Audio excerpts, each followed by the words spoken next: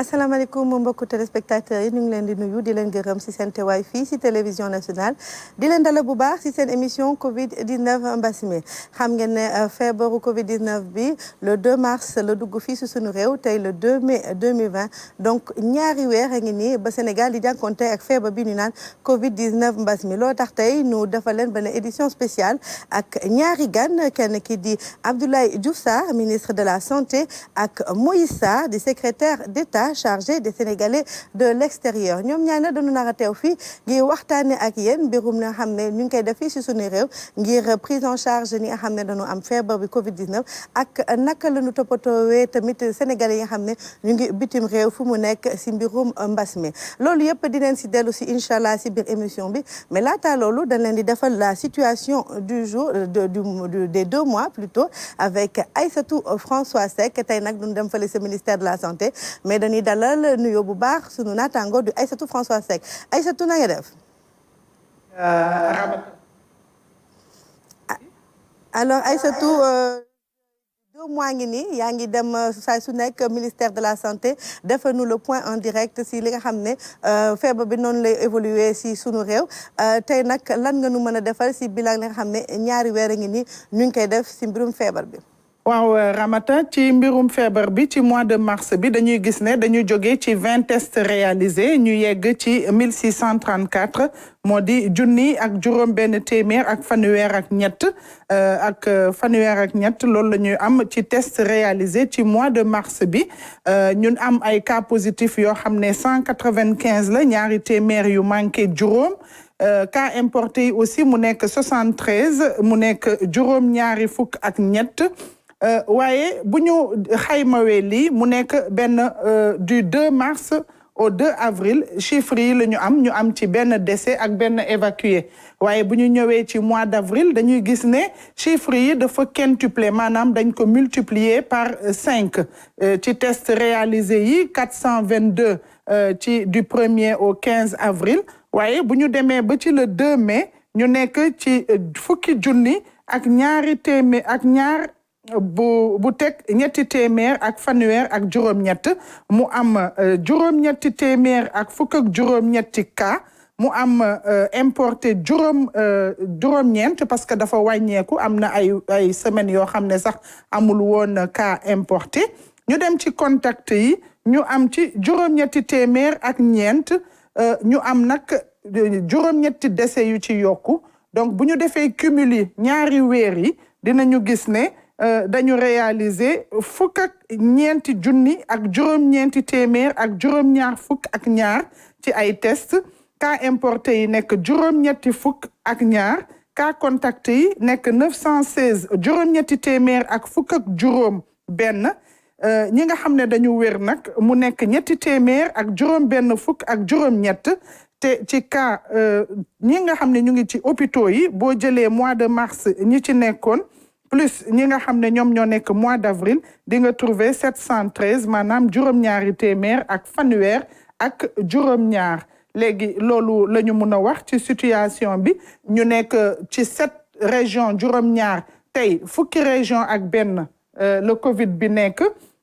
ci 24 districts la ñu nekkoon ci mois de mars ñu nekk tey ci 33 districts maanaam fanweer ak ñett ci 79 districts yi nga xam ne Sénégal am na ko léegi fi mu nekk nii lii mooy nombre de tests réalisés nombre de tests yi premier grand nombre bi ñu réalisé c'était le 16 avril ak 435 tests le 21 avril ñu am 466 tests waaye le 30 avril ñu passé le cap des 1000 tests maanaam junni ak fanweer ak fukk ak benn ak 61 maanaam waaw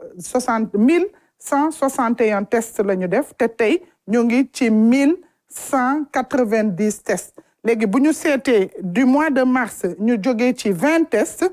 ba le 15 mars ñu nekk ci 50 tests tey ñu nekk ci 5602 tests kon dañuy xam ne que ministère de la santé dafa demandé woon pour que ñu yokk nombre de tests yi ñuy def loolu moo tax nombre de tests yi yokku du mois de mars du 2 mars au 2 avril di ngeen gis tableau bi naka la courbe yi di yéegee ba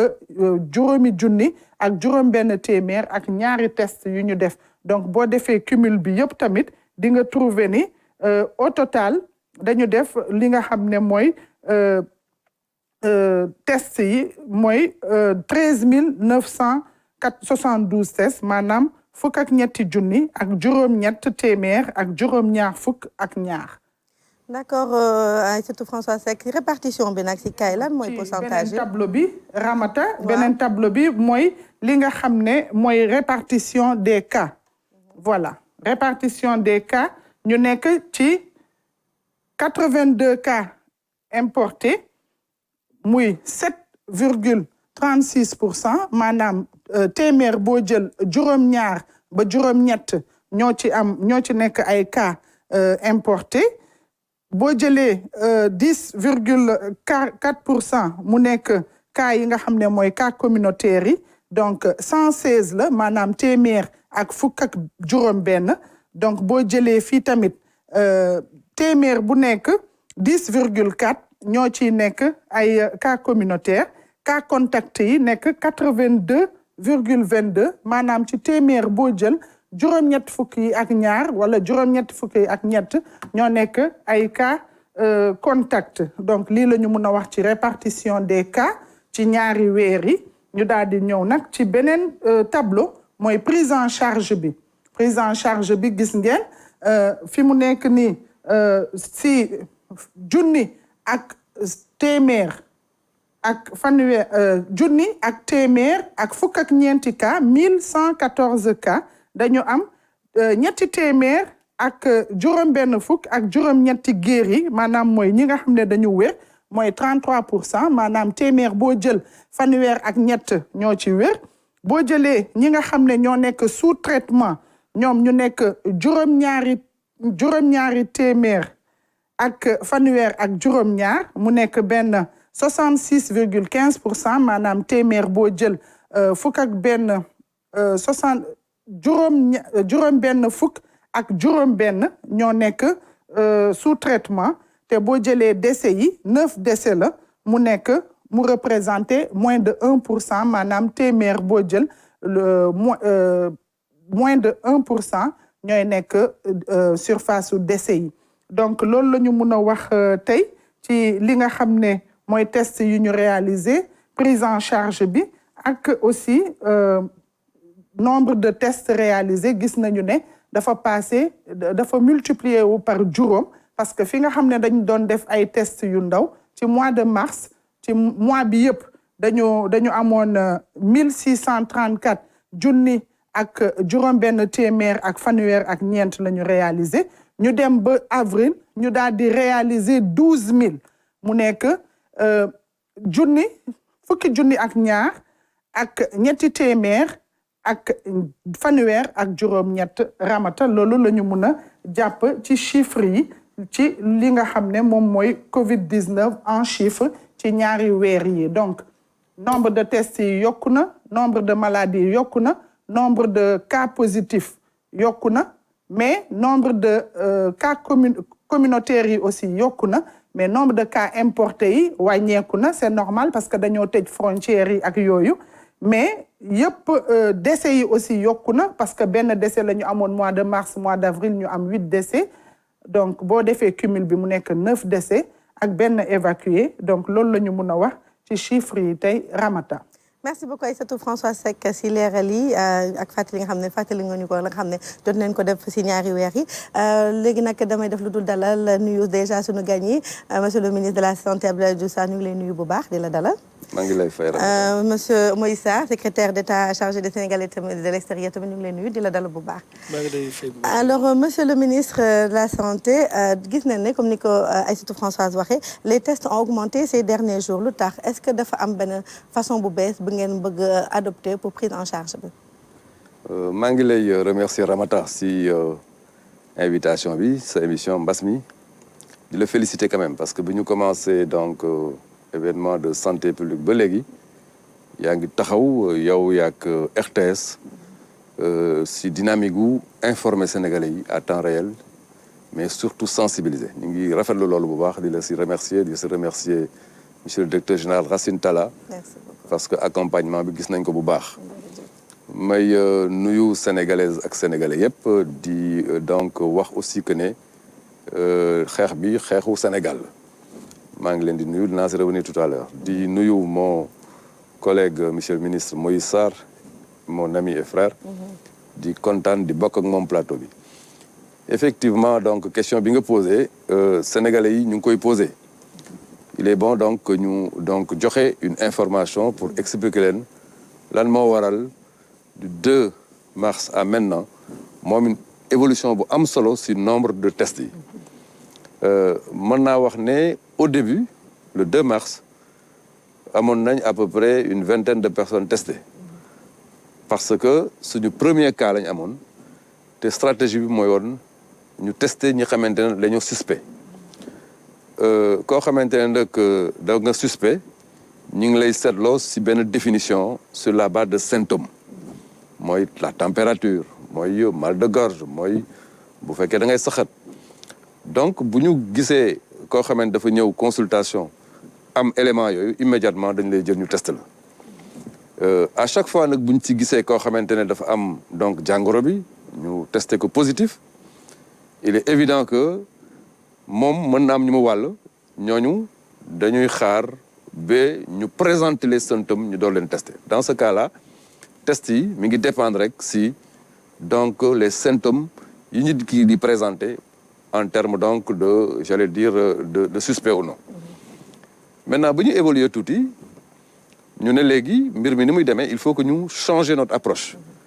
bu ñu yem rek si tester les suspects mais dañuy tester aussi képp koo xamante ne da nga nekk un contact à haut risque xam nga déjà évolution bi change spectre bi day yokk bu fekkente ne suspect bi la ñu jël ba mu yàgg ñu ne non nañ jël suspect bi ak ñi ko gën a jege day yokk ñu avancer tout dans la stratégie ñu ne léegi non seulement dañuy jël les suspects les contacts à haut risque mais soyons plus agressifs nañu jël même les contacts def effectivement benn donc détection systématique loolu itam day yokk donc le champ d'intervention am na beneen phénomène boo xamante ne aussi day tax donc toujours test yi yokku mooy que ne nombre de cas yi lu ñuy gën a yokku cas bu nekk da ngay indi say contact à haut risque ak say contact donc bu cas yi di gën a yokku évidemment test yi il faut que mu gën a yaatu donc loolu yëpp la ñu combiner pour véritablement aller à cette stratégie agressive d'élargissement donc des tests am na donc d'ailleurs depuis ce matin benn stratégie boo xamante ne tëral nañ ko c'est mooy stratégie boo xamante ne nañ ko tuddee surveillance active non seulement li ñu daan def dañ koy continuer mais dañuy dem sax au niveau des postes et des centres de santé pour xool les registres pour vérifier est-ce que bu ñu xoolee registres yi amul ñu fi jàmbat loo xamante ne niru nag le Covid-19 ñooñu bu ñu ko gisee dañuy lancer un processus de recherche dem jëli leen tester leen loolu day gën a mën a tax ñu yaatal effectivement test yi donc loolu yëpp boo ko combiné il est évident que dañuy am un nombre de tests très très important te loolu lu baax la. waaw li mu seetlu tamit mooy cas communautaire yi amoon na c'est vrai mais mi ngi commencé di yokk te ñun ñu xam ci cas communautaire mooy nit ki xamul fan la ko jëlee fu mu nekk ni xëy na sax duñu xam ñaata nit la wàll face ak situation boobu lan lañ war def. waaw Ramata yaakaar naa ne cas communautaire donc wax nañ ci lu bëri ci réew mi bu ngeen fàttala ko au début bu ñuy door a commencer donc mbas mi vers le 2 mars cas importé mooy woon wax ji cas importé ñu ne il faut que cas importé boobu ñu wutal ko lu ko téye ñu teg benn mesure bu am solo muy tëj frontières yi bu ngeen seetloo bu ñu tëjee frontières yi mënoon nañ déjà wax ne normalement comme que frontières yi tëj nañ bu ñu si delloo 14 jours waratul mën a am cas importé wala buy am tam dana néew prévision boobu ñu defoon am parce que au bout de 14 jours après la fermeture des frontières déggatuñu cas importé après lan moo des cas contact mooy ñi xamante ne jege nañ cas importé yi ñu téye leen pour di leen saytu loolu c'est évident que ñu maîtriser la parce que Sénégal dafa décider dès le début que ne ñooñu dafa leen di ber pour seetlu leen mais mu am benn élément boo xamante ne mu génn mooy cas boo xamante ne dana am jàngoro bi mais munoo ko rattaché si benn cas munoo ko rattaché si cas importé munoo ko rattaché si beneen contact bu ko wàll ñu ne kooku dañ koy woowee cas communautaire boobu nag problème bi mooy xamuñu kan moo ko wàll puisque xamuñu kan moo ko wàll danger bi mooy est-ce que ki ko wàll nekkul di wàll ñeneen deuxièmement moom comme que xamuñu ku ko wàll il est important que ñu xam ne peut-être mbir mi am na fu mu nekk te xamuñ fan la loolu mooy danger bi bon nag du cas boo xamante ne cas bu donc particulier la parce que dans tous les cas de figure am na koo xamante ne jege na ko ba mu wàll ko bon quelque part c'est un cas contact mais cas contact boo xamante ne mënuñu ko définir rattaché ko ak rattaché ko ak nit moo tax dans le débat ñu bëri nañ ne bon la notion de cas communautaire mën nañu wax ne sax amul parce que dans tous les cas de figure quelque part c'est un cas contact mais cas contact la boo xamante ne xamuñu contact am kan la donc loolu il était important que ñu clarifier ko mais alhamdulilah ñu ngi jéem a def liggéey bi pour dans la stratégie ñu leen pour que ñu bloquer les cas communautaires il faut déjà que communauté bi jog communauté bi mooy ñi xamante ne ñoo nekk ci quartier yi ñi xamante ne ñoom la ñuy déglu ñi xamante ne vraiment ñoom ñoo yar baatu quartier bi nekk ay leader d'opinion may profiter effectivement ci occasion bi pour féliciter leen maa ngi féliciter les ASC du Sénégal par exemple ñu ngi def liggéey bu am solo ñu seetlu ko may féliciter les bàjjanu gox les agents communautaires les délégués de quartier et cetera dynamique yi nekk ci biir localité bi yëpp dañoo war a taxaw ne mbir mi suñu mbir la informer ñu ni mais déjà taxaw pour que lépp loo xamante ne ministère de la santé santé na ko pour que ñu arrêté mbir yi ñoom ñu fexe ci seen biir quartier ñu respecté ko loolu déjà dana tax mu am benn barrière ci quartier bi ba effectivement lu mën a wàll du am beneen élément aussi boo xamante ne am na avancé bu am solo pour ñun mooy que ne désormais le cas dit communautaire bu fekkente ne seetlu nañ ko tey par exemple samedi fekk gannaaw suba am nañu maintenant benn outil bu ñu mën a permettre gannaaw suba déjà ñu mën a xam cas communautaire boobu en réalité kan moo ko wàll outil boobu amuñ ko woon mais léegi am nañ ko outil boo xam ne day tracer cas communautaire bi topp ko pour que bu ñu ko xamee tey rek bu ñu si tegee 24 heures bu ñu dugalee effectivement suñu information si outil boobu rek danañu wax cas communautaire bi de jege woon nag tel cas boo xamante ne am na jàngoro cas boobu moo ko wàll moo tax au bout de quelques heures mën nañu requalifier le cas communautaire xam en réalité kan mooy contact am bu fekkente ne nag requalification bi amul à partir de ce moment ñu xam ne peut-être cas bii nag il faut ñu continuer investigation yi par d'autres moyens mais moyen boobu am nañ ko depuis quelques jours donc Ramata les cas communautaires c'est vrai présentement moom la ñu war a xeex parce que cas importé amatul te cas contact yëpp ñu ngi leen di suivre actuellement bon de cas bi xamante ne moom buñ ko gañee rek mu nekk effectivement la victoire de la riposte mooy le cas communautaire te loolu lan moo ko mën a tax ñu gañe ko mooy une mobilisation communautaire moo tax je lance un appel à toutes les Sénégalaises et à tous les Sénégalais mais maa ngi lancer appel aux dynamiques communautaires notamment képp koo xamante ne mbootaay nga wala képp koo xamante ne ñu ngi lay déglu ci gox ak gox-goxaan nga taxaw pour que message boobu nga mën ñu ci jàppale am na élément boo xamante ne nag c'est un élément important parce que boo nekkee ci sa localité nga seetlu fa loo xamante ne mën na indi jàngoro bi ci ku tukki woon ñëw wala ku jóge beneen dëkk ñëw parce que moment couvre-feu lañ nekk te donc demalante dëkk ak dëkk dañ ko tere mais il est important que aussi communauté yi jàppale ñu ci pour que yu mel noonu ñu koy identifier parce que bu ñu ko identifier na mën a tax ñu stopper effectivement donc la maladie mooy en termes de circulation du virus. Merci beaucoup monsieur le ministre nous tournons si sunu ministre secrétaire d'État chargé des Sénégalais de l'extérieur ni mu ko waxee woon sànq rek maanaam ne que au tout début on parlait des cas importés xam ne cas importés mooy ñi nga xam ne doon tukki di ñëw te loolu dafa taxoon sax au tout début Sénégalais yi di dox baraamu tuuma pardon ñi nga xam ne mooy Sénégalais de l'extérieur yi yow ban jàngat nga def si loolu. mu nekkoon situation bu difficile mais balaa ma ci ñëw dama bëggoon rek nga may ma tuuti ma gërëm la aussi sant la si turu suñu ministre muy ministre Amadou Ba. Merci beaucoup. ci turu mën naa wax sax waa affaires étrangères et des Sénégalais extérieurs parce que émission bi nag dañ ci ubbi benn fenêtre bu am solo boo xam ne ay ambassadeurs yu bëri ay conseillers généraux yu bëri nekk ci biir diaspora bi dañ leen di invité ñoom ñuy wax situation sénégalais yi te loolu aussi je pense que lu am solo la di gërëm aussi di sant suñu directeur général muy Racine Talla suñu grand frère am mbégte bu rëy aussi ñëw ci plateau bi fekk fi sama grand frère sama xarit muy ministre Diouf Sarr boo xam ne aussi mu ngi def liggéey bu mucc ayib ma koy féliciter et di rendre hommage au personnel de santé 2 mars tey 2 mai ñaari weer yoo xam ne kenn ci ñoom mën naa wax ne lekkatul wala naanatul wala nelwatul sax ba mu doy ndax di xeex coronavirus. Effectivement wax na ko tout au début ñëpp a doon wax cas importé yi dem nañ sax ba nit ñi jël en tout cas joxoñ ay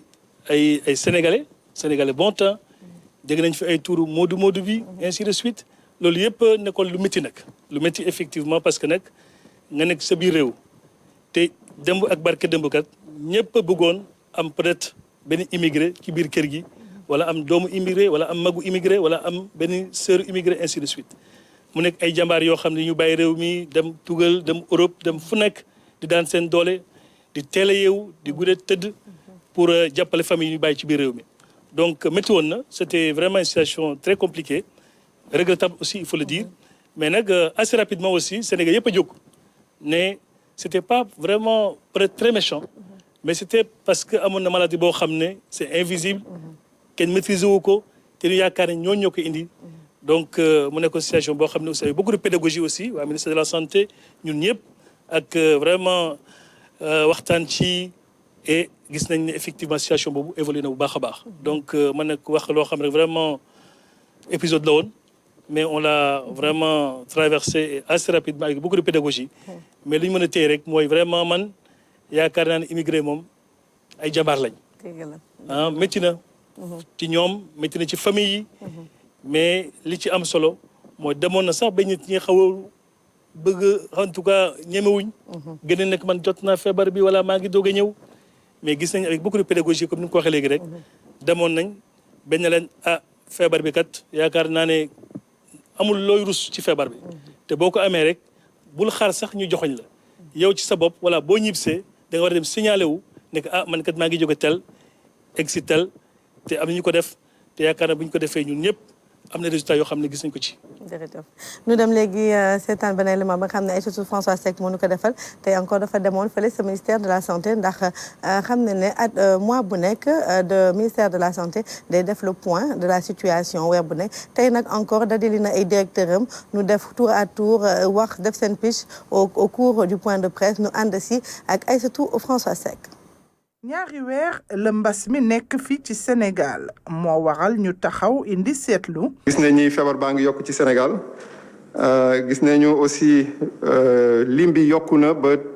multiplier nañ ko par juróom-benn. ci fukk ak ñeenti région yi boo demee ci fukk ak benn région ci suñu réew di nga fa fekk ñi am doomu jàngoro bi ci noonu fanweer ak ñett district ci juróom-ñaar fukki district ak juróom-ñeent ñi am doomu jàngoro bi. mu mel ni nag góor ñi ñoo ëpp tuuti jigéen yu koy am ndax téeméer boo jël juróom fukk ak ñaar ci ay góor am nañ ko ci wàllu jigéen yi mu nekk ñeent fukk ak juróom ñaar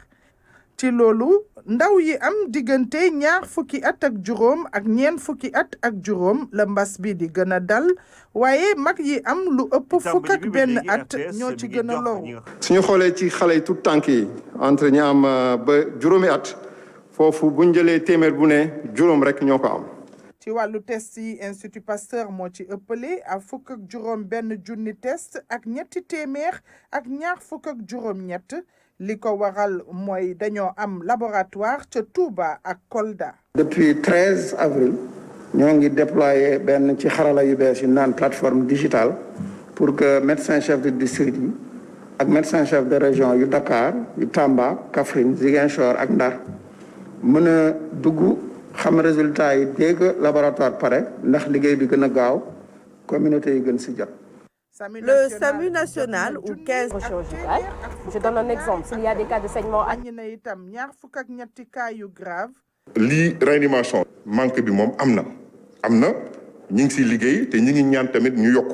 lalu réanimation yi ñu yokk tamit jumtukaay yi nga xamante ne nañ ko utiliser même su fekkee diggante épidémie bi ak léegi effort yu bari def nañ ko. ci wàllu pej mi professeur Moussa Seydi indi na ay leeral ci chloroquine bi donte nee na xeexu fagaru bi moo ñu dese daan. ñun hydroxychloroquine bi ñu waxoon ñu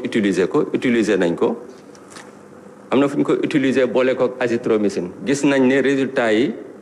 soo amee joxe chloroquine moo gën a baax soo joxee chloroquine ak azithromycine it moo gën a baax si lu mat ñetti téeméer ak juróom benn fukk ak juróom ñaari nit bi ñu analyser effets secondaires yi 12 personnes ñoo si am lu leen neexul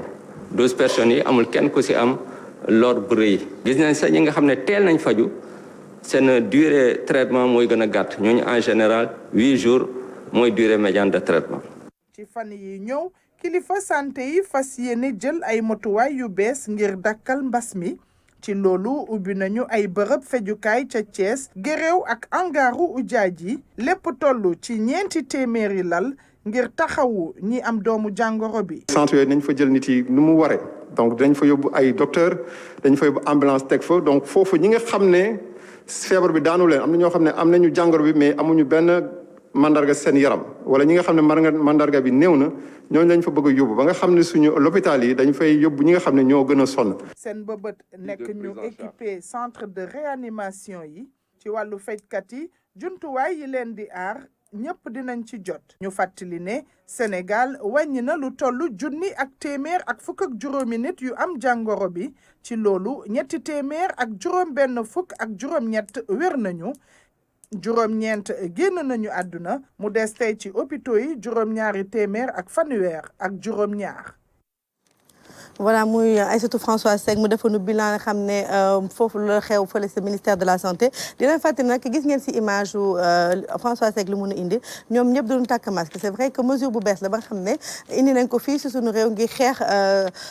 Covid 19 bi muy bokk si geste barrière yi n'est-ce pas monsieur le ministre donc il est important tey nit ñi soo seen masque c'est vrai que avec la distance réglementaire peut-être moo tax mais vraiment il est important aujourd'hui que nit ñi di takk seen masque fu nu ne te dinañ si dellu si incha allah si biir émission bi laata loolu nag dañuy dellu ànd seetaan beneen élément ba nga xam ne Oumar Diaw moo ko def mu dem fële sa Touba pour wax ñu la nga xam ne pour wan ñu centre de traitement des malades du Covid 19 bi nga xam ne mu ngi foofu installé nañ ko foofu la c'est Darou Manane plutôt le site de traitement commencé na activité am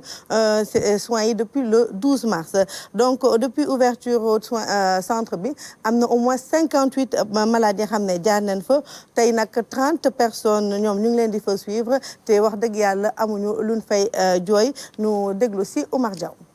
bi mbas bi duggee Sénégal la ñu jël ndigal samp benn bërëbu fajukaay ca Touba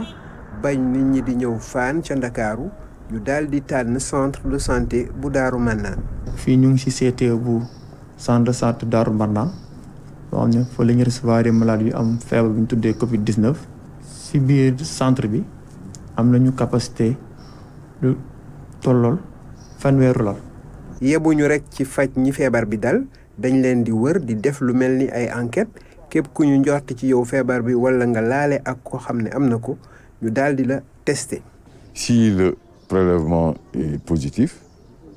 parce qu'on a les résultats dans la journée, le malade il est acheminé au niveau du CTE. bi ma ko def moom da ngaa positif immédiatement ñi sës ci ba ñu doon leen a woo ne bu kenn génn toog leen biñ leen testé ñii positif nan indi na leen ñee négatif nan ñu ngi leen quarantaine dans 14 jours buñ amul dañ leen di bàyyi. fu ñuy fajee corona nag du fu la neex jaar dafa am ñaari pàcc fu xonq ak fu vert ngir xaajale ñi feebar ak ñi dara jotu. am na partie bu ñu tuddee zone verte boo xam ne ku fa nekk comme yéen fu ñu nekk nii di waxtaan am partie bu ñu tuddee zone rouge foo xam ne fa lañ denc maladie xam ne foofu soo fay dugg dafa am noo war a mel balaa nga fay dugg. ci jamono yi centre bi mu ngi faj lu toll ci 100 doomu aadama feebar faju jarul na bëtu noo gën teel a jógee rek gën gaaw wér. képp koo xam ne yaa ngi yëg loo xamuloon sa yaram demal nga seet docteur su la xoolee ne la lii moo la dal santal yàlla da nga am xel mu dal nga xam ne suñu médecin wér gu nu gis mën nañ ko faj wax nañ ba sonn mais nit ñi ñoo leen bàyyiwul xel. paj mi nag dafa laaj kaaraange gu mat sëkk ci wàllum cet loolu service d'hygiène ci la taxaw temb. lépp lu jëm ci wàllu hygiène prévention vraiment ñun ñoo ciy taxaw bu dee ci waa biir CTE bi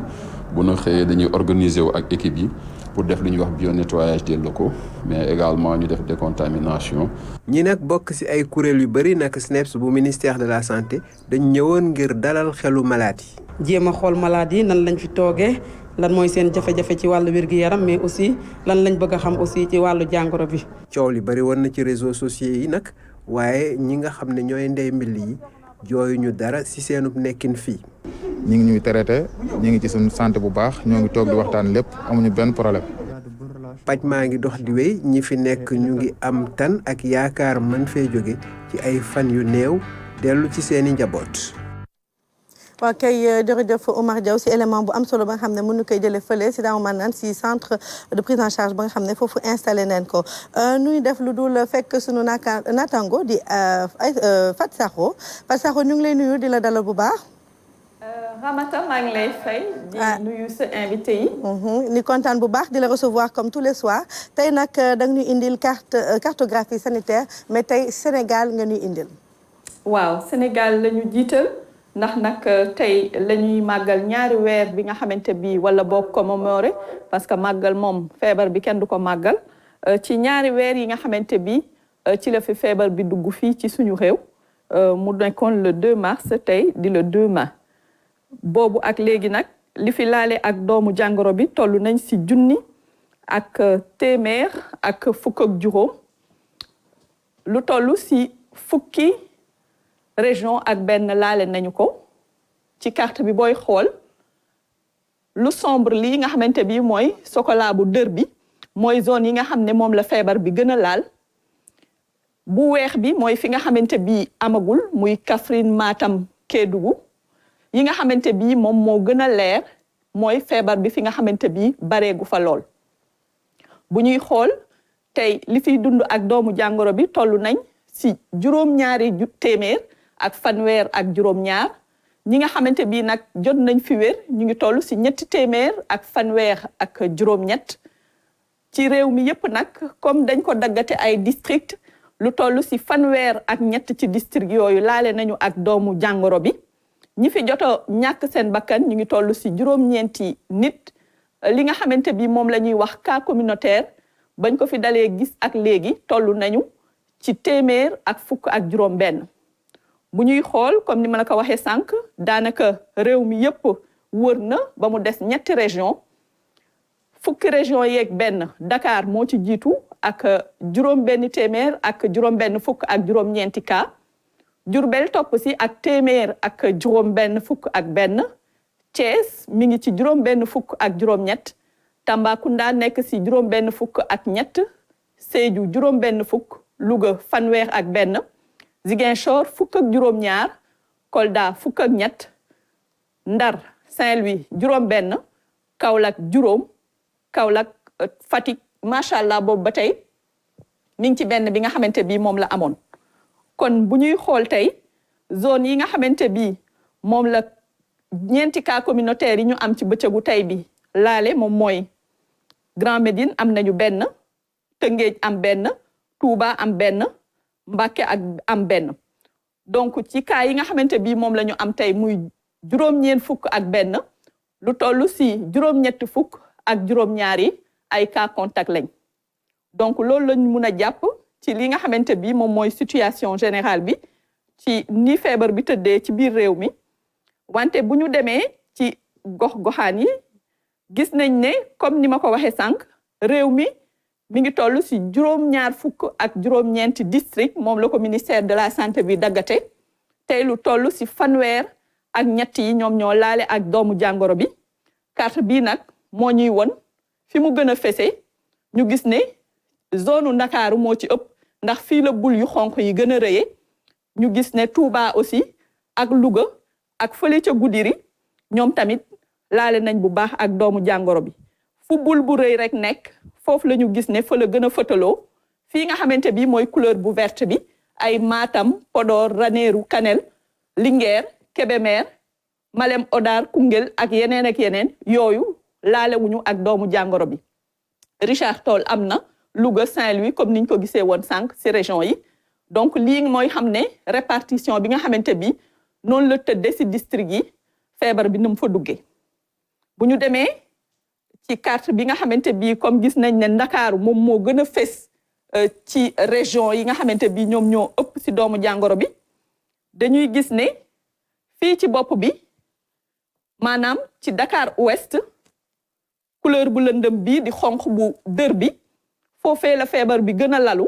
parce que tey lu toll ci téeméer ak fanweeri nit ñoom ñoo fa yor doomu jàngoro bi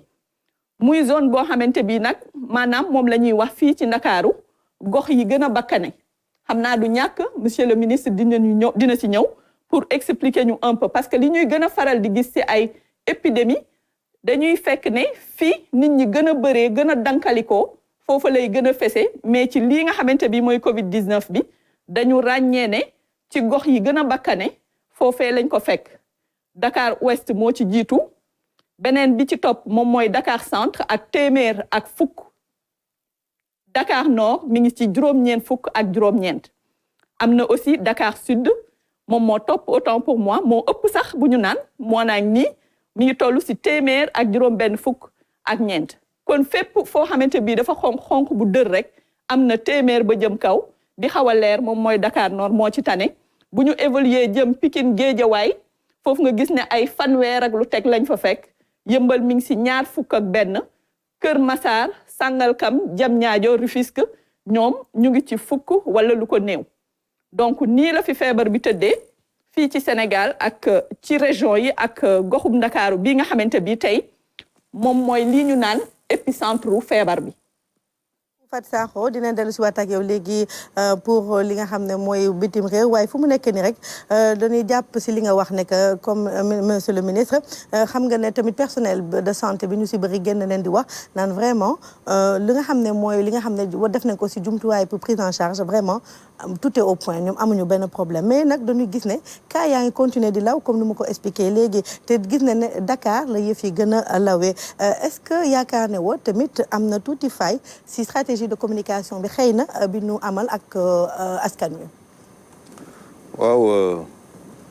effectivement analyse bi Fatou def ma koy féliciter Françoise parce que vraiment li ñu gis ñu exposé ko wane na ne chiffres yi maîtriser nañ ko bu baax mais aussi ni ñu ko répartir ba nit ñi mën ko comprendre sous forme de diagramme lu nekk ñu teg ko ci place am loolu tam lu am solo la mais aussi cartographier ko pour que nit ñi xam feebar bi fan la nekk ak fan la gën a tare effectivement boo seetloo feebar bi du feebar boo xamante ne fii la jógee màgge fi feebar bu jóge bitim réew la ñëw des ci réew mi bon donc boo seetloo bu baax fii Dakar souvent ñi jóge bitim réew bu ñu ñëwee très souvent ci district bu mel ni Dakar Ouest côté yooyu la ñuy gën a installé wu mooy les zones résidentielles bon le système de contamination ak ni muy tas itam mën nañ donc jàpp ne foofu lay gën a développé wu boo gisee d'ailleurs à Touba li ko fa yóbbu mooy ku tukki ñëw dem installé wu donc proximité ak ouverture sur l'étranger boo seetloo bu baax dafa nekk benn déterminant bu am solo avant que ñu jël mesure yi di arrêté mais après nag propagation la nag par une contamination par contact yi mais aussi demalante bi ak ñëw bi moo tax d'ailleurs mesure bi ñu jël ne nañu taxaw ku nekk fa nga nekk na nga fa taxaw pour que virus bi bañ a déplacé wu parce que virus bi du déplacé wul boppam ay nit ñoo koy yore seen biir di déplacé wu donc peut-être que mesure boobu dana arrêté donc situation bi effectivement donc zone yoo xamante ne ñoo gën a touché mooy zone yooyu mais dañoo nekk si dëkk boo xamante ne aussi avant que ñuy jël mesures yi xamante ne ñoo ànd ak couvre-feu bi mais nit ñi dañ doon dem ak di ñëw mais non seulement ça mais on avait l'impression au début que ne dafa mel ni sax am ñoo xamante ne gëmuñu woon mbir mi donc mesure yi leen di wax ñu appliquer ko appliquer wuñu ko foofu laay lancer effectivement un message pour une discipline nationale il est extrêmement important que ñu xam ne lutte bi moom la ñuy wax une lutte multisectorielle du lutte boo xamante ne c'est médical yàgg naa ko wax fi ñu toll sax dafa mel ni li xamante ne mooy li war les forces de défense et de sécurité ma leen di féliciter di rafetlu seen liggéey tey bu ñëpp toogee ñoom ñi ngi si les tranchées les plus donc kii pour aar nit ñi pour que nit ñi bañ a déplacé wu pour fexe ba entre dëkk ak dëkk kenn bañ fa jaar mais taxaw aussi si frontières yi bon ñoom mën naa wax ne fii mbir yi toll seen rôle dafa nekk un rôle important ñu koy jouer maa ngi leen di féliciter au passage parce que ñu ngi ñuy jàppale si lutte bi bon nag lutte multisectorielle boobu ñëpp ko moom mooy la notion de communauté bi ma doon wax tout à l'heure bon nag vraiment donc li ma mën a wax daal foofu mooy que ne répartition bi c'est vrai am na zone yu mu gën a tare mais bu yeneen zones yi naagu parce que nag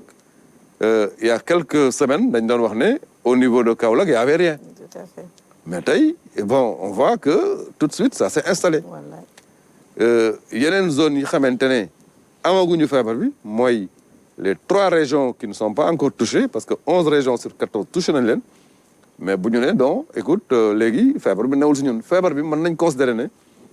potentiellement mi ngi fépp li ñuy wax potentiellement nag ku nekk rek yaakaar ne bu fi newul peut-être que mi ngi fi baree ñëw bon nga taxaw ne donc du fi ñëw donc bu ñu am état d'esprit que ne ñëwagu fi rek du fi ñëw donc loolu c'est important que donc ñu noter ko ñu encourager effectivement région yooyu xamante ne yegg seegu fa seen comité régional de gestion des épidémies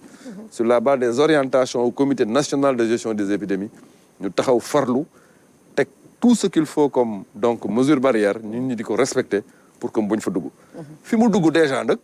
dañuy taxaw pour mu bañ a law loolu dafa am solo lool donc ñu ngi encourager encore une fois tous les personnels de santé mais képp koo xamante ne si beneen secteur nga nekk di xeex pour que Covid-19 bi génn réew mi mais surtout encore une fois duma ko mas di bàyyi répéter fi ñu toll nii communauté bi rek moo mën a taxaw téye xeex bi ñun ñu pousse pour que ñu gagner parce que c'est au niveau de la base simplement qu'il faut gagner. mais yow démb déjà yaa ngi effectué benn tournée fële sa Ziguinchor Sédhiou Kolda ak Tamba lan moo waral loolu toujours dans le cadre peut-être sensibilisation bi voilà. waaw effectivement démb def naa Ziguinchor jógee Ziguinchor dem à Kolda après Kolda ma dem Sédhiou jóge Sédhiou dem Tamba mission bi ñaari objectif la amoon premier objectif bi mooy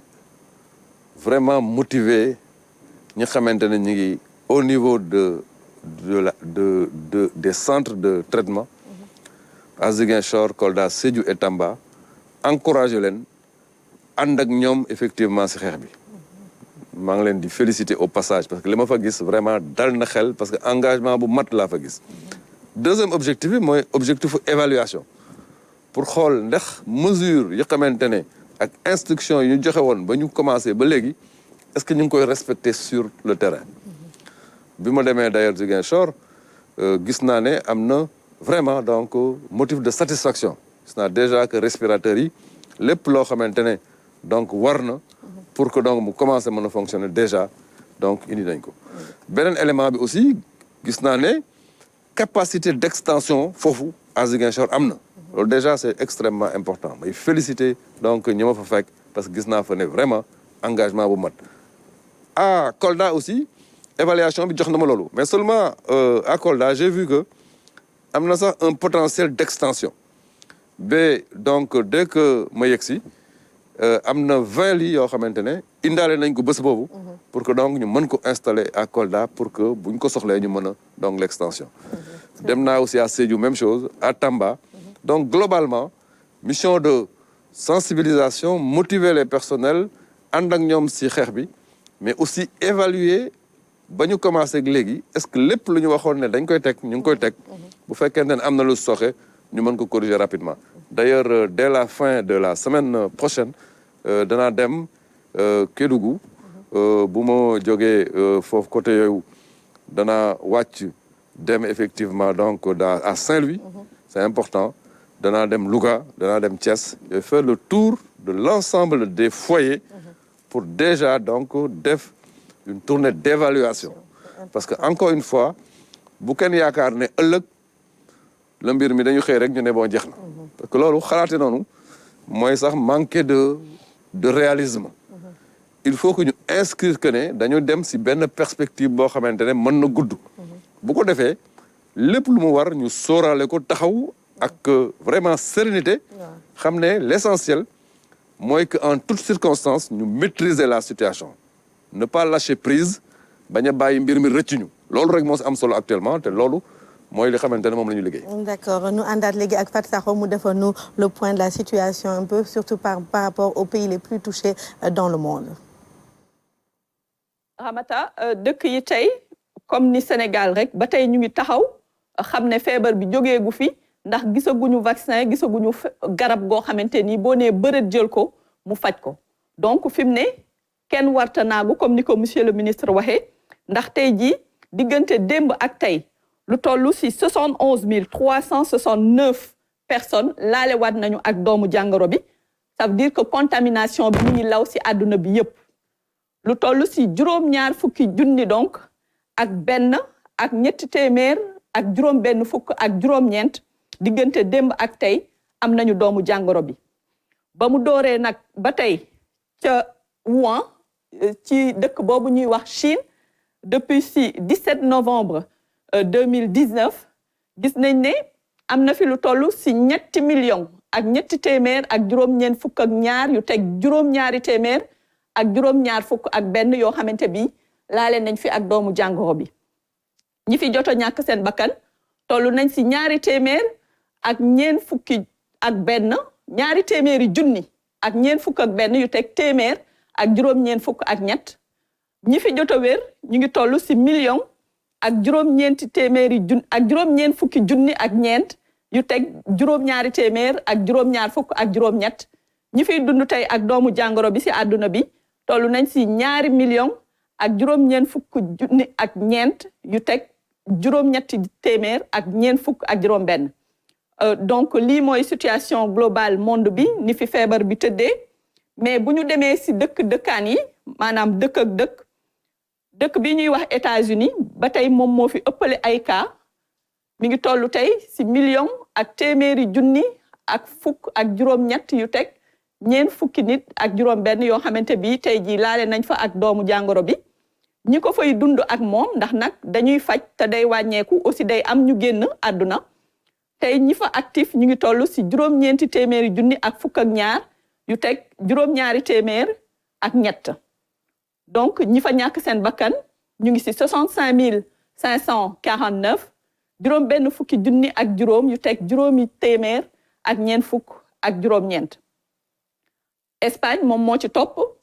bu ñu xoolee ay kaawam mi ngi toll si ñaari téeméeri junni ak ñeent fukk ak juróom yu teg juróomi téeméer ak juróom benn fukk ak juróom-ñaar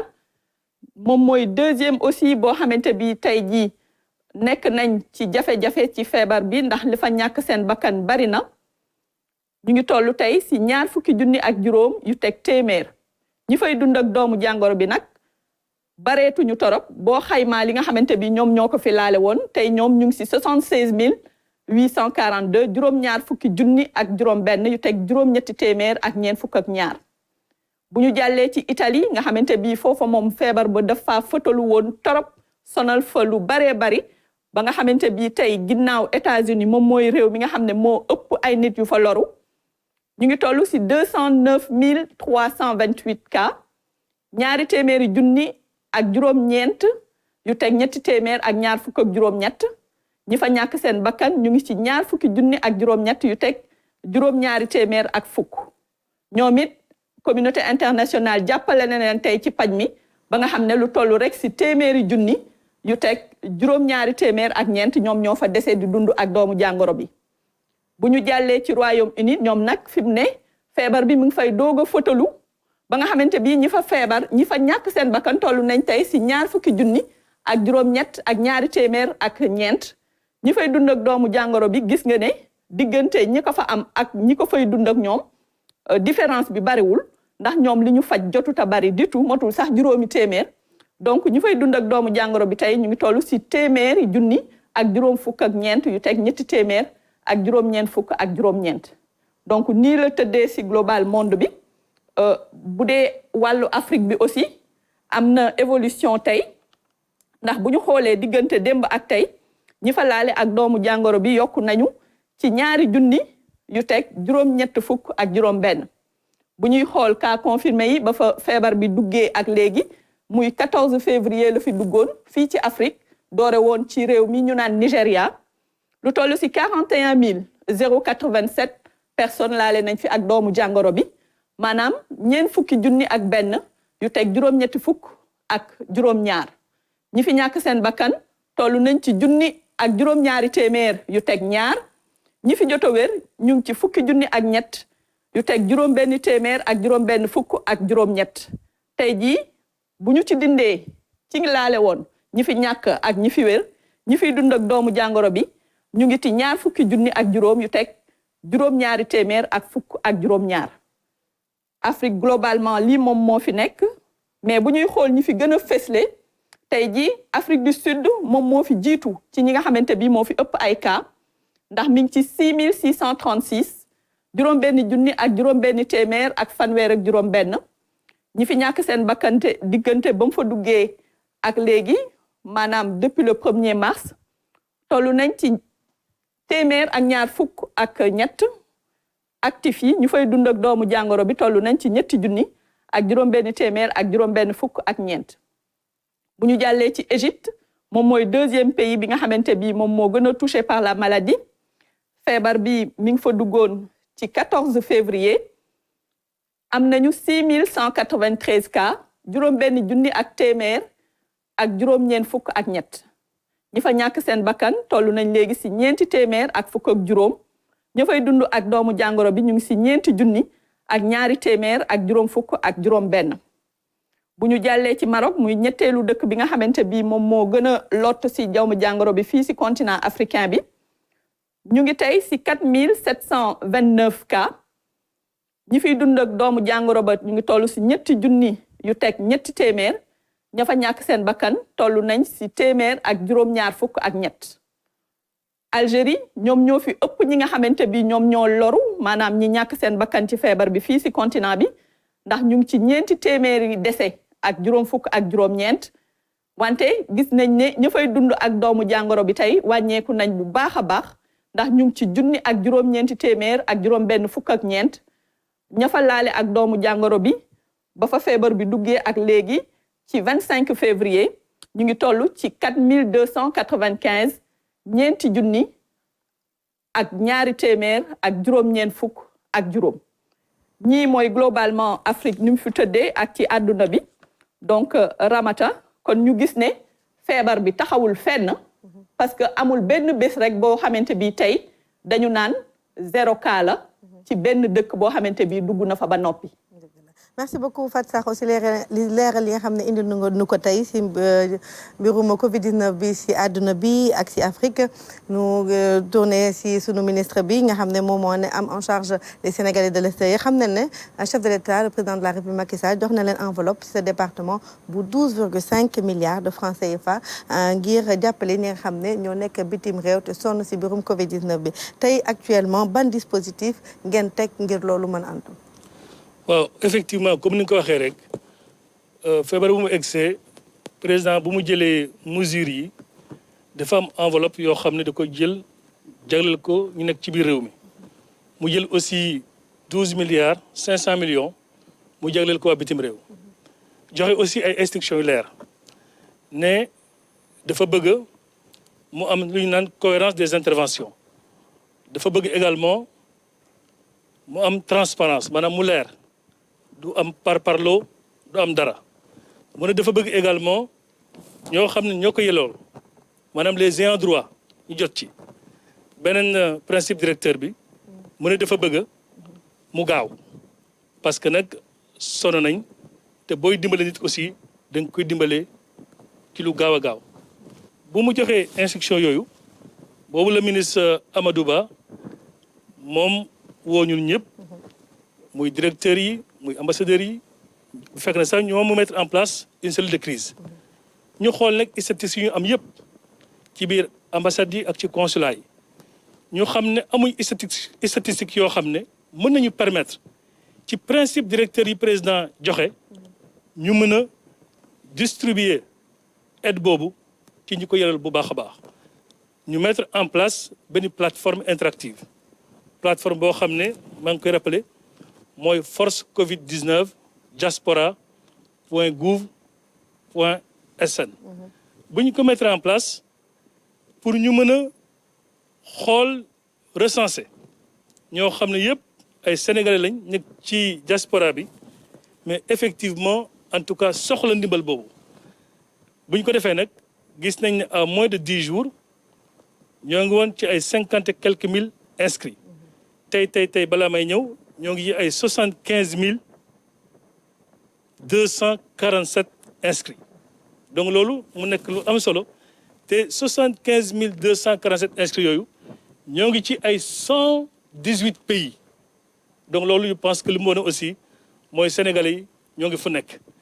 bu ñu defee loolu ñu ne dañu war a définir aussi ay cibles prioritaires mu ne ci cibles yooyu nag nañuy jiital ñoo xam ne dañoo am seen parent bu décédé ci feebar bi ñoom bu ñu waxtaanee ñu ne kooku ñooñu kat bu dee ñoo ngi Europe ñu jox leen 2000 euros bu dee ñoo ngi Amérique ñu jox leen $2000 ñu ne aussi am na ay doomu réew mi ñoo xam ne ñu tukki woon dem ci ay dëkk yoo xam ne dañu mujj a càng parce que frontière dañ ko tëj ñooñu aussi ñu xalaat leen ne leen ku nekk ci ñoom nañ ko jox 500 euros bu nekkee Europe $500 bu nekkee Amérique mu am ñeneen ñoo xam ne aussi dañoo feebar ñooñu aussi ñu naan suñu ambassadeurs yi ak suñu consuls généraux yi ñu mën leen recenser ou bien ñoom ñu signalé wu ku ci signalé wu boo nekkee Europe nga am 500 euros boo nekkee Amérique nga am $500 am na aussi ay étudiants yoo xam ne c'est vrai amuñu bourse te ñoo ngi doon def ay petit boulot ñooñu aussi vraiment ñu xalaateen ba baax a baax ñoom ku nekk ci ñoom bu fekkee ne signalé wu nga ba ñu xam ne yow mii kat yelloo nga ko au moins ñu jël 200 euros ñu jox la ko bu dee Amérique wala Asie mu nekk $200 bu dee Afrique nag foofu effectivement am na aussi mesures yu ñu jël mooy ci phase d'urgence bi ku ci faatu nga am 1000 euros muy 650 000 francs CFA ñiy bloqué ñu bëri ci ñoom sax di leen jël en charge parce que am na Sénégal yoo xam ne ñoo woon Togo on les a pris en charge effectivement am na aussi ñoo xam ne bu leen jëlul intégralement en charge aussi on avait demandé suñu représentation diplomatique yi ñu mën leen jox 200 000 pour ñu mën a effectivement en tout cas ñu mën koo jëfandikoo plateforme boobu aussi bu ñu koy def ñu ne inscription bi dañ koy yombal comme ça foo mënta nekk rek nga mën a inscrire en moins de 2 à 3 minutes mais ñu xam ne am na ñoo xam ne aussi ay sénégalais lañ ñoo ngi bitim réew peut-être am nañ problème pour accéder à internet ou bien peut-être sax mënuñ sax jëfandikoo internet bi mu tax aussi ministre Amadou Ba mu mettre en place ci au niveau du ministère benn call center bu ñu naan centre d'appel boobu chaque jour de 8 heures jusqu'à minuit dañu am ay téléopérateurs yoo xam ne foo mën ta woote te booy woote aussi dañ lay utal numéro boo xam ne yaa ngi mu ngi ci dëkk bi nga nekk boo wootee ci numéro boobu maanaam doo fay surcoût bi da ngay fay tarif local rek Sonatel aussi mu ngi ñuy jàppale bu baax a baax moo tax maa ngi wax waa Afrique parce que am na dëkk yoo xam ne egg guñ foofu mais on a demandé à nos ambassadeurs ñu mën a ut rapidement ay numéro pour au moins ku nekk ci dëkk yooyu aussi booy wootee vraiment doo fay appel international bi mais da ngay fay tarif local donc inscription yooyu je pense que mu ngi avancé bu baax a baax wax naa ko léegi rek aujourd'hui ñu ngi à 75 247 am na ñoo xam ne aussi ñu répartir ko par catégorie socio-professionnelle am na ñoo xam ne ñu inscrire ñu ne ñoom amuñ activité ñoo ngi au chômage ñooñu ñu ngi tollu ci ay normal 34 067 personnes am na ñoo xam ne nee nañ ñoo ngi activité ñoo ngi toll ci ay 24 349 am na ñoo xam ne aussi ay retraités lañ te gis nañ retraités aussi vraiment ils sont très exposés ci feebar bi nii ñoom ñoo ngi toll ci ay 1542 personnes am na aussi étudiants yoo xam ne ñu inscrits massivement ñoo ngi toll ci 1547 personnes. Donc loolu aussi mu nekk dispositif bu ñu mettre en place ak définition ay cibles prioritaires te ñu gis ne première phase bi peut-être mën nañ ci ñëwaat. mais suñu ambassadeur ñoo ngi def liggéey bu am solo parce que dans chaque juridiction dañoo mettre en place lu ñu naan un comité de gestion boo xam ne ambassadeur bi moo ko jiite. consul bi wala consul général mais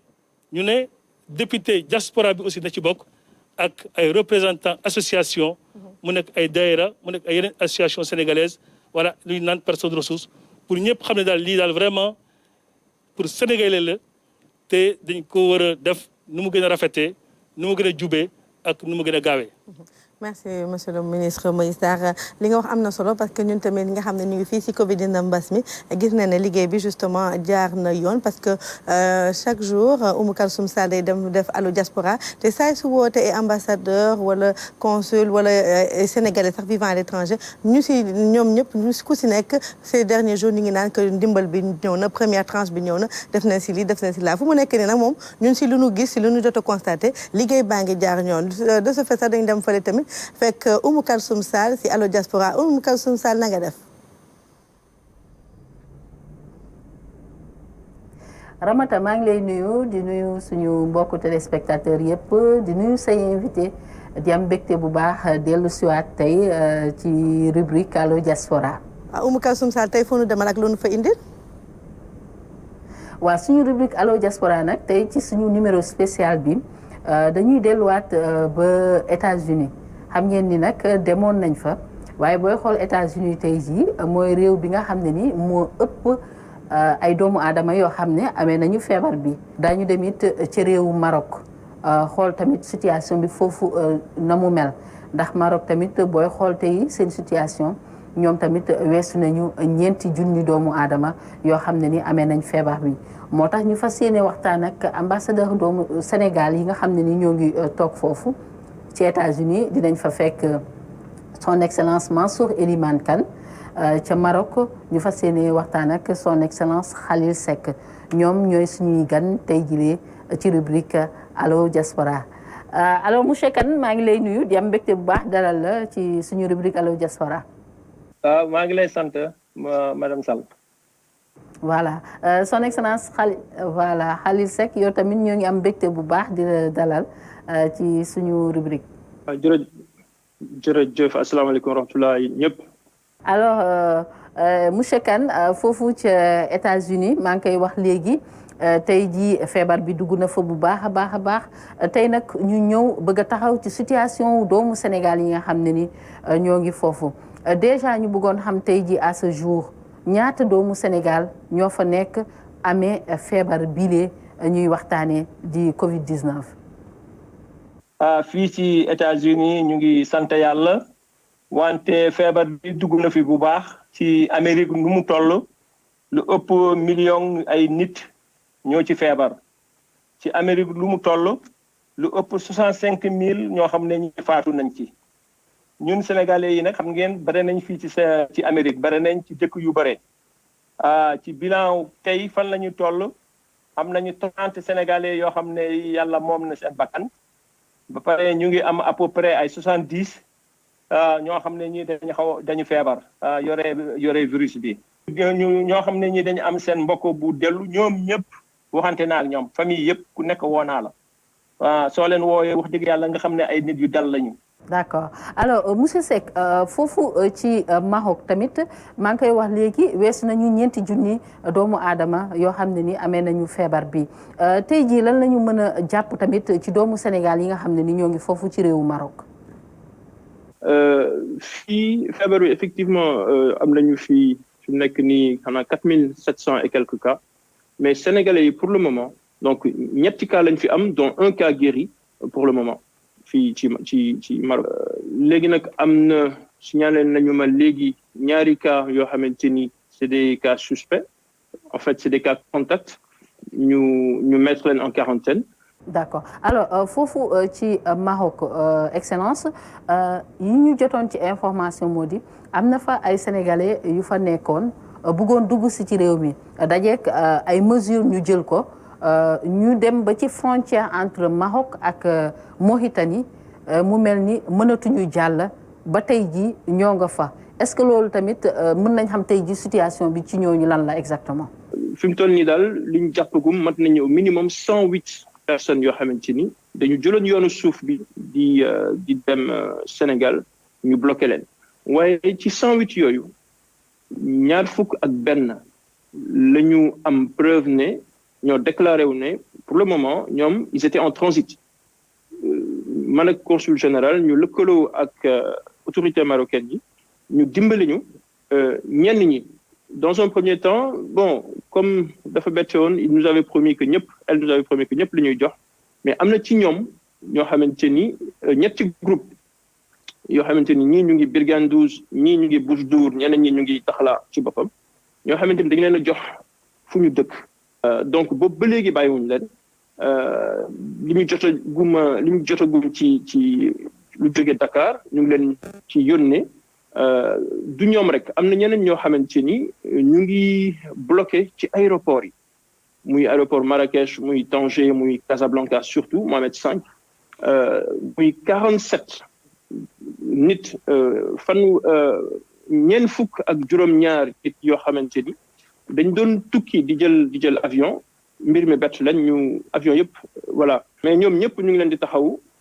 voilà exactement ñu ngi ci jàmm métti na nag métti na li ñuy njëkk a def sax mooy masawu leen parce que ñu ngi ci ay conditions yu métti te xam nañ ko mais ñu ngi ciy def ñun tamit lu ñu mën pour alléger conditions yooyu. juste balaa may ñëw ci ambassadeur Kane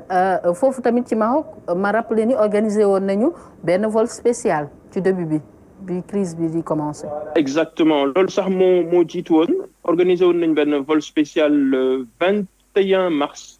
2020 boo xamante ni 120 Sénégalais jëloon nañu vol boobu pour mën a ñibbi Sénégal. mu nekk loo xamante ni président de la République son excellence monsieur Macky Sall moo ko décidé woon donc ñu mettre ko en application autorité marocaine yi jàppale ñu si ba loolu mën a sotti voilà donc loolu tamit voilà def na fi am. alors excellence foofu ci États-Unis tamit bu weesoo ñi nga xam ne ni amee nañu feebar bi yaa ngi koy wax léegi ak faatu ji daf ci am tamit yeneeni sénégalais yoo xam ne ni crise bi fekk na leen foofu ñu ñëwoon fa mission wala ak lu mu ci mënti doon daal crise bi fekk na leen foofu. ñu waroon a ñibbisi Sénégal waaye mënuñoo ñibbisi ñooñu seen situation tey lan la exactement ak ci ñaata lañ leen di xayma. Sénégalais yu nekk transit fii ci États-Unis à peu près c'est une centaine mën nañu téeméer ñoo xam ne ñii ñu ngi fii di xaar pour mun a dellu ñoom ci seen bopp sax dañuy def genre organisation bu ndaw def ay groupe WhatsApp man sama bopp waxante naa ak ñoom ay ci groupe yu bare. nit doo xool rek sa bëgg bopp soo xoolee sa bëgg bopp tu as toujours raison parce que sénégalais yi nga am nga billet da nga war a ñibbi mais y a les conditions qui sont là te état dafa am position boo xam ne bi équilibre lay am et que loolu suñu koy def il faut ñu lëkkaloo ak commission sanitaire bu nekk fii Dakar parce que ñu yéen ñii seen bopp bugg leen dem su fekkee da ngeen ànd ak jàngoro bi ngeen yóbbu ko seen kër donc ñun ñaa ngi comprendre mu ngi comprendre. c'est important ba tey ci wàllu woowu rek excellence foofu tamit ci États-Unis lan lañ ci mën a jàpp ci aide boobu nga xam ne ni dafa jëm ci doomu Sénégal yi nekk ci bitim réew. fii ci États-Unis deuxième tranche bi ñëw na démb vendredi xaalis bi ñëw na fekk première tranche sax jeexaluñu ko c'est comme je dis man j'étais très surpris de voir. di gis nit ñi mel ci information bëgg nit ñi jàmmanteel ak ñoom woo leen par exemple les gens qui sont décédés jaale leen indi jaal chef de l'État indi njaalu Sénégal nee leen nag lu ñu leen jox ci xaalis kooku comme suñu culture la rek su doon ku gaañu Sénégal soo ñëwee di jaale daa fa fekk benn layo nga jël dara def ci donc lu ñu leen di jox lii ñu jox leen ci loolu ñu bëree dañu ne sax wax dëgg yàlla même président suñu joxul dara ñun le fait que rek autorité bi woo ñu jàmmante ak ñun lu important la. merci excellence alors excellence Seck foofu tamit ci Maroc defe naa li nga xam ne ni maa ngi koy laaj léegi jëm rek ci li nga xam ne ni président Macky Sall jagleel na ko diaspora bi foofu it ci Maroc defe naa jot nañu première tranche bi. jot nañu première tranche ba tàmbali nañ ci liggéey ba tax na fi ñu toll nii jox nañu wala ñu dimbale directement ñetti téeméer ak juróom-ñaar fukk ak juróom-ñeent nit 379 personnes yoo xamante ni ci biir Maroc yëpp surtout à Casablanca muy 204 personnes ñaari téeméer ak ñeent ñoo xamante ni ay xale lañ ay jeunes yoo xamante ni ñu ngi ci Médina bi ñoo xamante ni amuñu fuñ nekk malheureusement am nañu ñaar fukk yoo xamante ni dañ leen expulsé de leur logement. Donc daal li ñu xaymaagum ci ñi jotagum ci aide bi son excellence le président de la République yónnee ci première tranche bi am na 379 compatriotes yoo xamante ni dimbali nañ leen directement en leur jox leen lu ñu lekk wala fayal nañ fu ñu dëkk voilà. voilà maa ngi leen di jaajëfal bu baax a baax defe naa leer na ci information yi ngeen xam ne andil ngeen ñu ko. jërëjëf merci. jërëjëf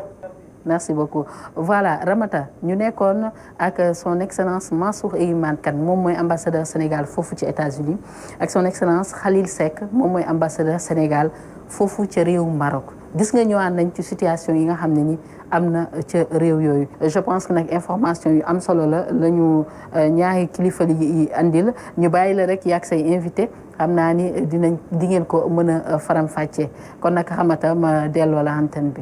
merci beaucoup jërëjëf Oumou Kalsoum Sarr di gërëmal tamit di gërëm bu baax tamit sa ñaari invité yi nga xam ne tey indi nañ ay leeral si li nga xam ne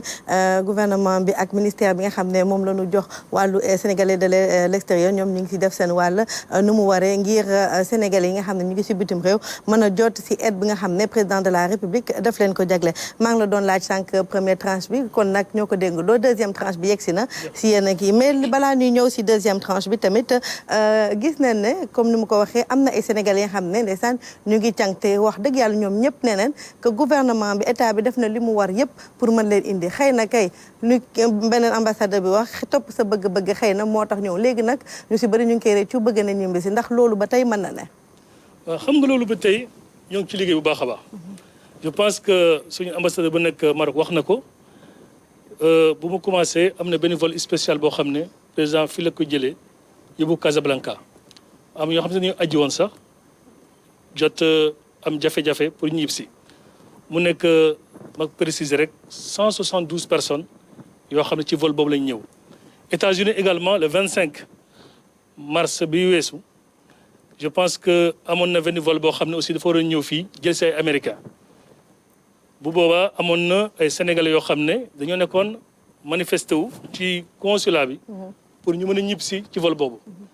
ñun ñu négocier ak autorités américaines yi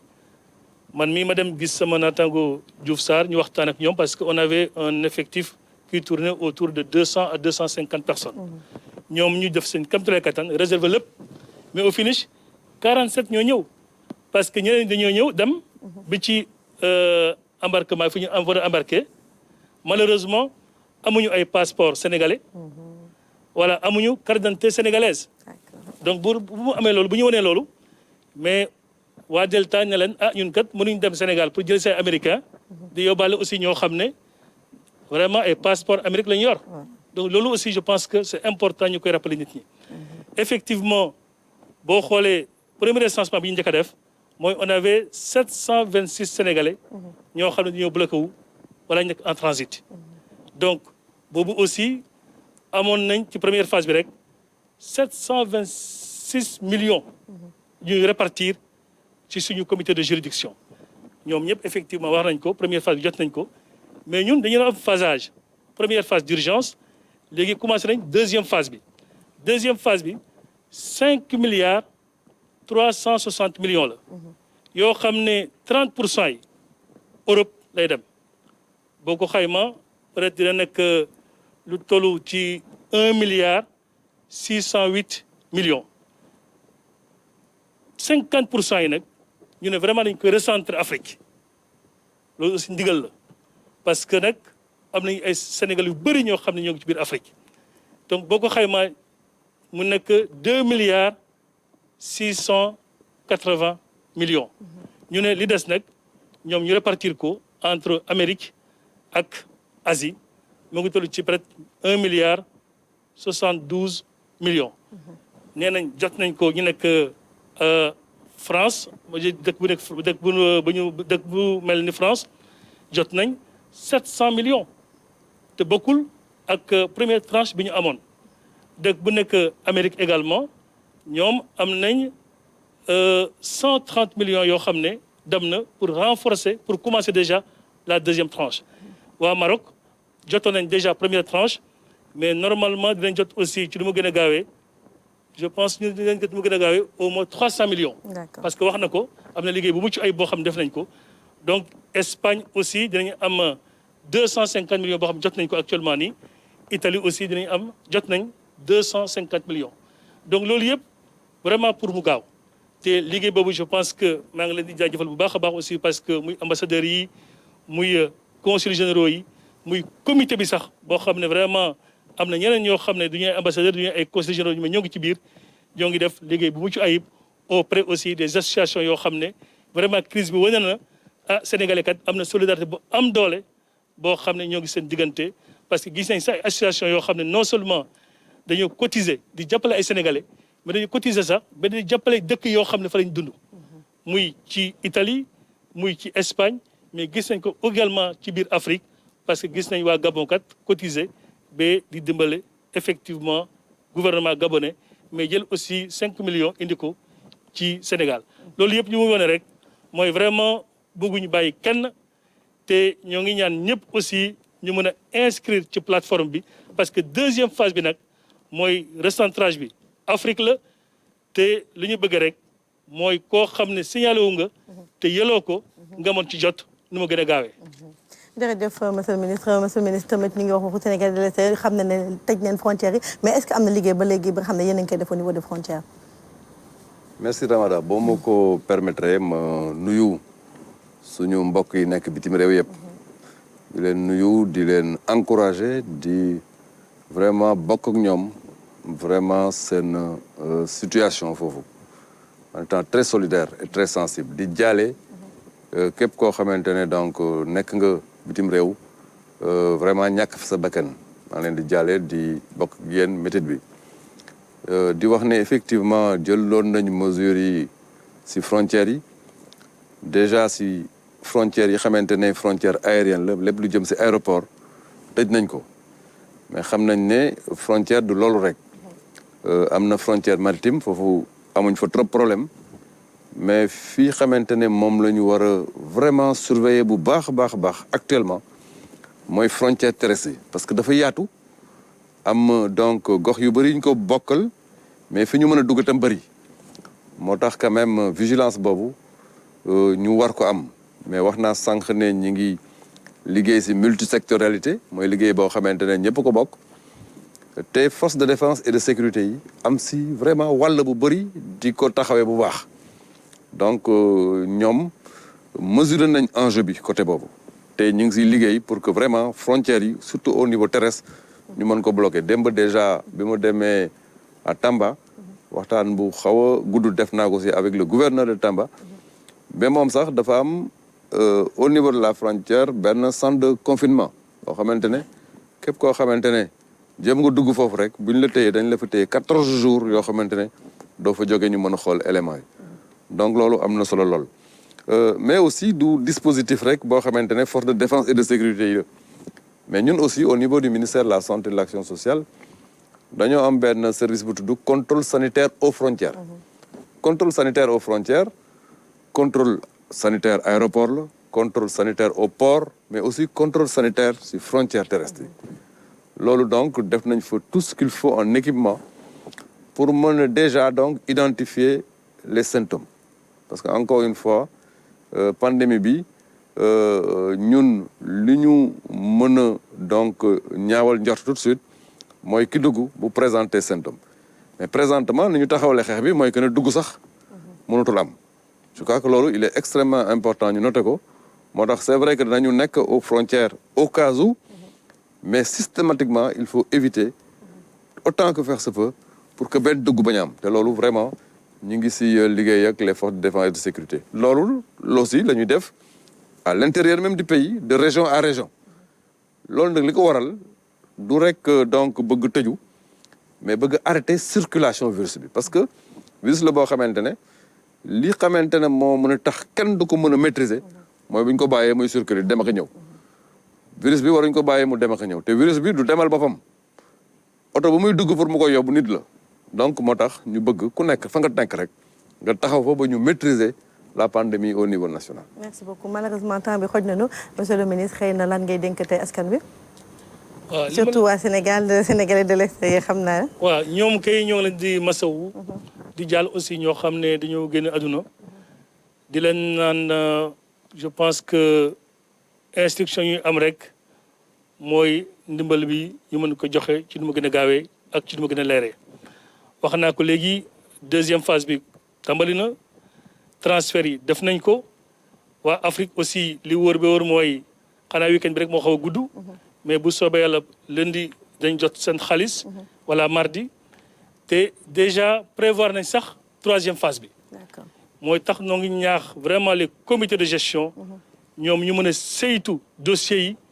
def ko en toute transparence en toute impartialité te ñii ko yelloo ñu mën ci jot. ci nu mu gën a gaawee. troisième phase bi aussi je pense que vers le 15 mai dañuy engagé la troisième phase et à chaque fois aussi vraiment ñoo ngi saluer liggéey bu mucc ayib boo xam ñoo ngi koy def di vraiment masawu ñëpp mais aussi en termes de perspective aussi yu mel ni bu amee rek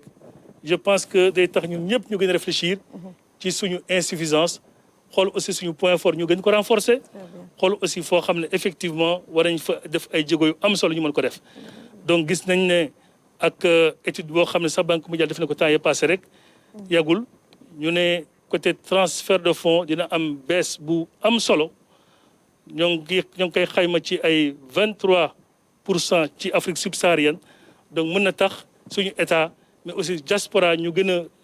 lëkkaloo gën a liggéey pour au moins la fameuse banque de la diaspora wala au moins un fonds dédié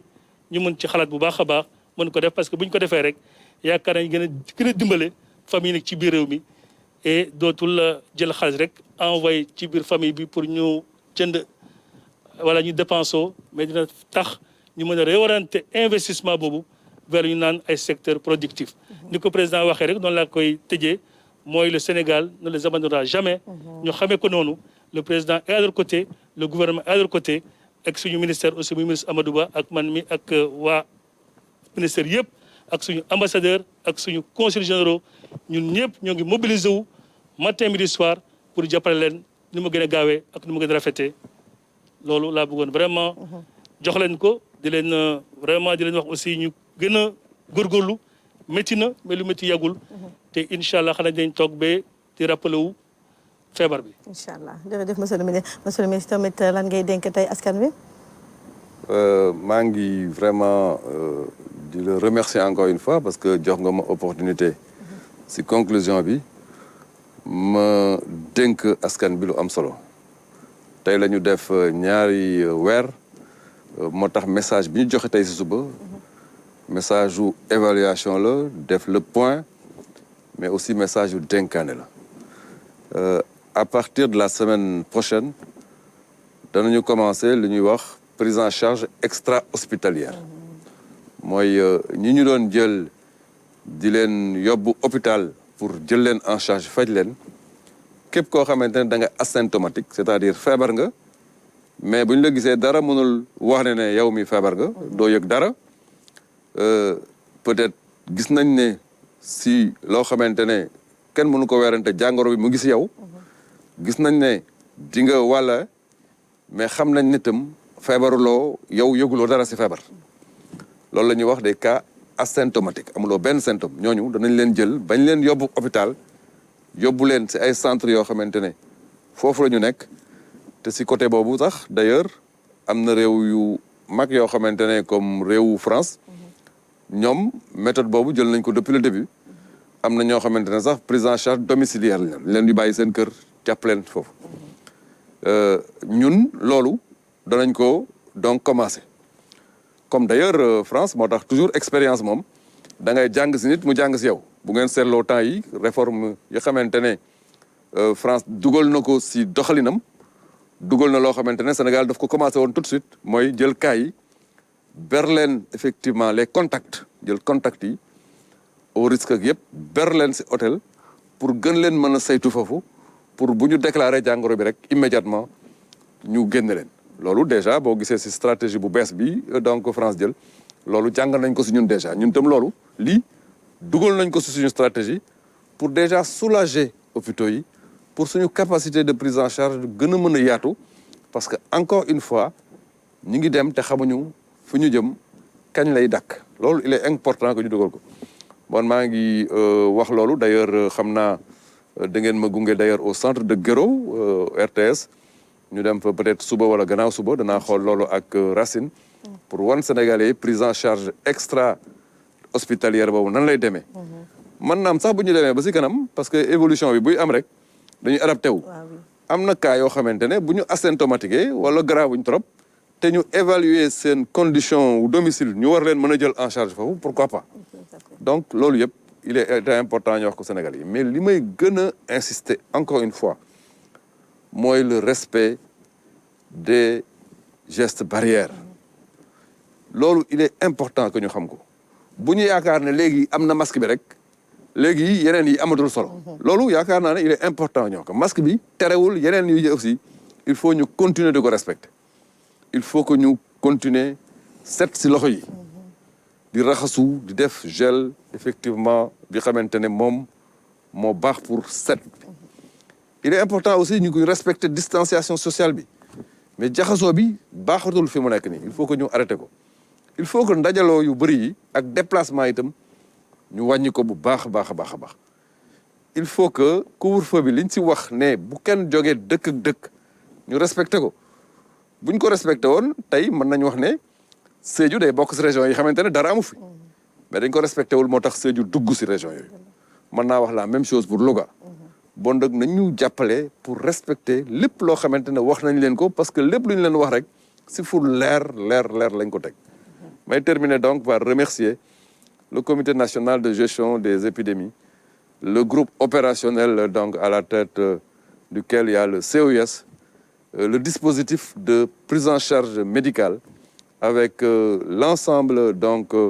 des professeurs qui travaillent sur cette question-là, le professeur Seydi, gis nañ donc taxawaayam si liggéey bi di remercier aussi ñëpp ñoo xamante ne ñu ngi liggéey ak ñun dans la détection parce que am na ñaari laboratoire yoo xamante ne tey ñoo nekk ci détection bi muy l'Institut Pasteur de Dakar et l'IRSF muy ñoo xamante ne dañuy collaborer ak ministère de la santé pour def test yi génneel ñu ko le plus rapidement possible ñu mën ko jox Sénégalais mais di remercier surtout la presse sénégalaise parce que tey mbir mi bu yeggee fii ci clarté ak Sénégalais yi dem ba comprendre lépp parce que Sénégalais boo gis tey spécialiste Covid nga loolu pour que bu mën a am il a fallu que presse bi teg en place benn grille de communication boo xamante ne dafa accessible aux populations maa ngi leen di remercier di leen talal encore sama loxo pour que ñu continuer loolu parce que fi ñu toll nii dañoo nekk ci période crise nag boo ci nekkee ñu utiliser sax le mot guerre li ci ëpp solo c'est la solidarité ku nekk fàtte sa bopp xam ne lenn rek moo am solo mooy réew mi te yaakaar naa ne loolu la son excellence le président Macky Sall di taxaw di def ak ñun parce que quelque part ñun ñu ngi nekk sur le terrain opérationnel di liggéey mais heure ak heure lay suivre mbir mi woo de manière très tardive pour xam fu ñu toll ba pare joxe les instructions et les orientations yi xamante ne fa la ñu war a mën a jaar pour continuer la lutte loolu tam il est important bu ñu xamee ne le général en chef c'est le président de la République lui-même ci guerre bi ñun ñi ñëpp ku nekk da nga war a taxaw fàtte sa bopp quelque part pour xam ne actuellement c'est la nation qui a besoin de nous ñu taxaw xeex pour que Covid-19 bi génn Sénégal. Merci beaucoup au ministre Abdoulaye Diouf Sarr, merci à vous monsieur le ministre Moïse Sarr, merci à vous chers téléspectateurs, merci aussi au chef de l'État, le président de la République Macky Sall pour toutes les mesures fortes qu'il a prises depuis le début de cette pandémie au Sénégal. Merci beaucoup pour vraiment ce qui a été fait, à savoir les mesures au niveau des populations, au niveau des ménages, au niveau des entreprises, également pour les mesures strictes prises pour que les populations justement évitent ces déplacements, pour que justement justement cette pandémie puisse s'arrêter dans notre pays et pourquoi pas dans le monde. Merci également à notre directeur général Racine Talla qui n'a ménagé aucun effort pour que justement la communication et la sensibilisation sur cette pandémie ne cessent. Vous voyez cette émission Covid-19 Mbassimi, même le 4 avril, vous avez eu droit, le 1er mai, fête du travail, vous avez eu droit à votre émission. Donc vraiment, il se bat avec tout le personnel de la RTS pour que la sensibilisation et l'information aillent de l'avant. Kon nak ñu ngi leen di gërëm yéen tamit téléspectateurs yi nga xam ne yéen a ngi nangu mesures yi nga xam ne ñu ngi leen di ko teg seen kaw ngir rek aar leen loolu lu am solo la ñu ngi leen di gërëm di leen sant bu baax di gërëm tamit le ministre Aly Ngouille Ndiaye nga xam ne moom vraiment mu ngi def tout pour que population yi respecter règles yi nga xam ne ñu ngi koy établir sunu masque yaa ngi ne fii RTS kenn du dugg kenn du génn du ndox sax si mbedd bi sans sunu masque kon nag dañuy takk sunu masque gërëm leen sant leen yéen ñëpp sant technique bi yëpp nga xam ne ñu ngi fii di leen ñaanal guddik jàmm